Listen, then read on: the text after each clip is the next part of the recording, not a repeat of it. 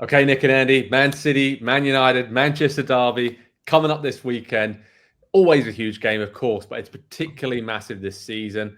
I'll be at the Etihad for PST. Delighted to say I'll be doing live analysis, coverage, reaction. You name it, we'll have you covered at PST. But both teams are struggling, Nick Mendola. It's fair to say City have picked up a little bit, but still way off the pace in the title race. Man United struggling to get going under Ruben Amorim, given all of their issues this season. What are your thoughts heading into this game? I guess I'm kind of just going to ask you, like, who needs this more? Is there an obvious answer to that question? No, which is why I think it's unfair that you don't give your opinion first. That's kind of where I'm at, Joe. You could tell me almost any result is going to happen in this game, and I would say, all right. Yeah. I don't expect a blowout because it's a derby. I don't expect a blowout in favor of Man United because it's a derby. True. But anything is possible. Absolutely anything. And they have been stretches for United where they look like they're getting it. And if they can have a stretch or two, if they can have 2 20-minute stretches like that, if they can have one half where they get it, then this could be their game. And I almost feel stupid saying this. I just still expect City to figure it out somehow. I don't know. You do. But Man United with Ugarte, Casemiro, there are some savvy people there who can help them win a midfield battle that hasn't been able to win against City for the most part in 3 years. So, you guys pick first. Andy, I mean, I'm looking at it. City have signs of recovery, I think is fair to say, like in the last week or two. But they're still 8 points off Liverpool. I mean, defensive injuries are the key, right? We talk about Rodri a lot, but we're talking about just never really being able to play the same back four all season, putting players in out of position. Again, like Nick mentioned, playing Gundogan and Bernardo Silva as the 2 central midfielders. Great players, great midfielders, but that is not their game, playing holding roles. It really isn't. So, I mean, are we a little bit concerned for City because of how fragile they've looked? Or we kind of, like Nick said, we should expect them to figure this out because De Bruyne is getting back towards his best. Haaland is scoring again. And it's kind of just, it's almost like flickering. You know, when you turn the light on and it just like flickers a little bit. That's how Man City feel right now. Yeah, it's kind of like that watching them, isn't it? Because there are moments where they get on the ball, especially, and in possession, they look good. They maybe not like the City team that you would expect, the dynamic team that's in complete control, but I mean, obviously they've still got a ton of world-class talent in the attacking half of the field, and so they can make things happen. It's just when you don't have the stability behind you, there's a balancing act that always has to be maintained by the manager.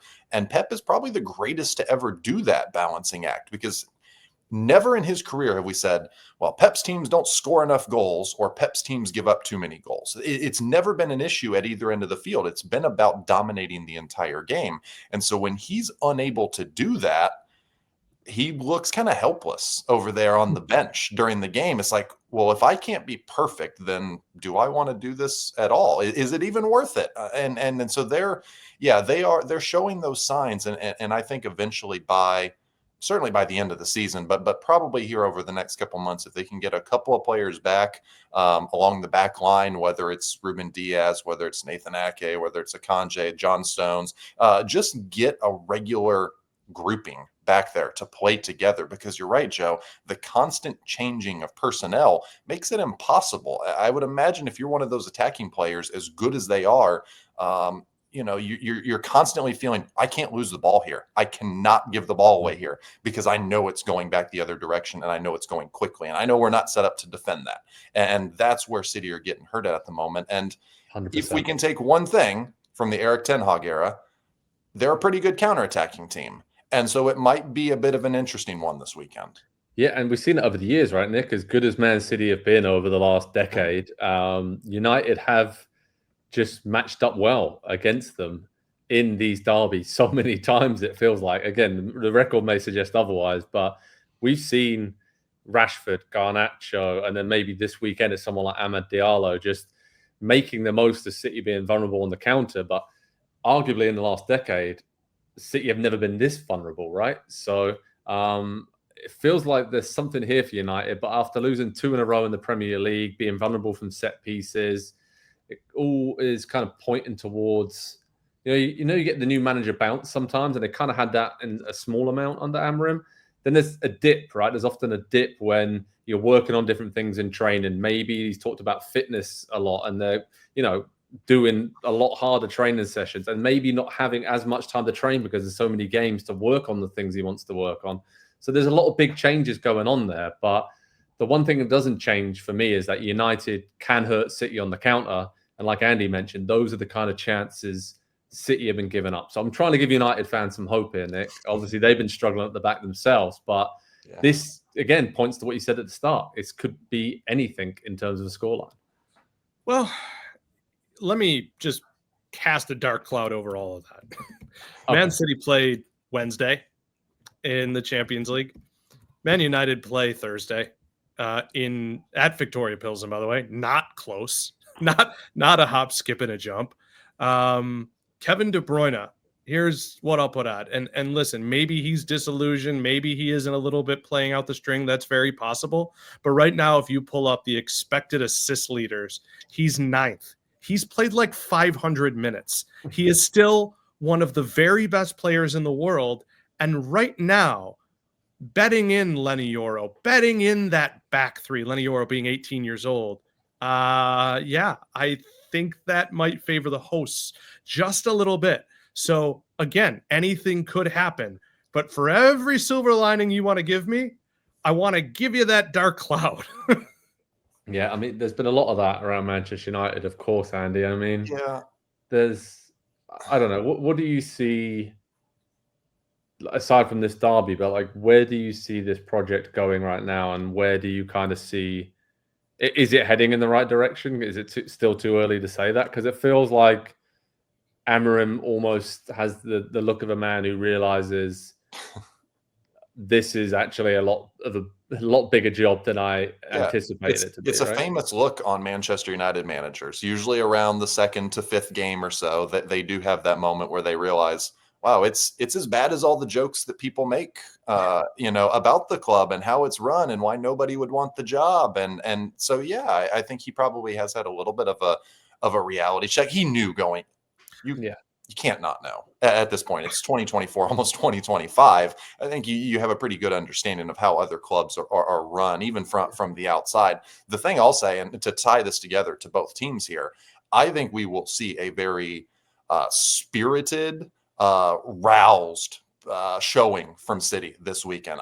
Pep has always been one that can galvanize, that can put the world against his team, that can put himself up against the world. Whatever the situation he needs to create in the dressing room to get the players on side, he can do it. And I think when you have a team that's won 4 straight Premier League titles, I think there's a little bit of pride that comes along with that, and you have to play for that. And I think that might be a winning message for this weekend, if kind of that's what he leads with. And if you look at the other side of this matchup, you don't see any of that. And I think that's probably the biggest difference between, aside from the 4 straight Premier League titles and the Champions League trophy the last couple of years and all that. Like, that's the biggest difference between where these two clubs are at right now, aside from the fact that one has their permanent manager and one is still trying to kind of figure out that situation. And Nick, before we go into predictions, I just want to point out, like, Andre Onana has the most clean sheets in the Premier League this season. And it's just, and the most goals prevented as well. It was arguably the one area that didn't need fixing. And right. I mean, this is what I'll kind of point to. This is not a shot, by the way, at United or Amorim. It's a shot. It's clear. This is the start of a program, and Amorim had a couple ways he could go about it. And it seems like from the first time we heard him speak, he said, look, you're going to see signs that it's going to get there. When he talks, he goes, this is a process. Of course, the process is better when you're winning. How many teams, and I don't think this is necessarily a bad thing. I think it shows his mindset. You're practicing corner kicks during the warm-ups to the game. You're showing the other team what you're working on your set pieces. I don't think he's thinking about this season at all. I really don't. And it'll be interesting to see, does that change for 90 minutes? because he knows how important this game is. Sure. Does on this day, do they just look like a team that's ready to just grind out a result in any way? Because I just don't know if he wants to keep going with that. Anything can happen. We're gonna figure this out together. And one more thing about that: every game, it's 3 guys. It's Harry Maguire he's focused on everyone getting minutes and game time in his system. It hasn't been about a result once yet. This time it might be about a result, but it also might not. So, I mean, hands up. Yeah, it's prediction-wise, I'll go first because this is so difficult. Thank you. I wanted to go City to win, but I just think the vulnerability they've shown defensively, United can make the most of that, and that's the one thing over the years, given all the problems, we know they can do. They can counter, and they have players who can finish. So I'm going to go for a 2-2 draw. I think that is kind of about right, Andy. It seems like you might agree with that. Yeah, pretty close. I thought about going 2-2. I thought 2-1 maybe. I'm going to go 3-2 to City, though. Like, I don't think either of these teams have a ton of interest in defending. And, yeah, I think that's City's best path to winning the game is if they just simply outscore Man United. And so I think that maybe Pep leans into that the rest of the season. Maybe he leans into it. Well, we can't defend, so let's just score. That would be incredible. It would be. And you got De Bruyne and Haaland and Foden and Grealish and Doku. And yeah, so why not? Why not go for it? Fair enough. Our producer, FA, is saying 2-1 to City. Nick, are you going along those lines?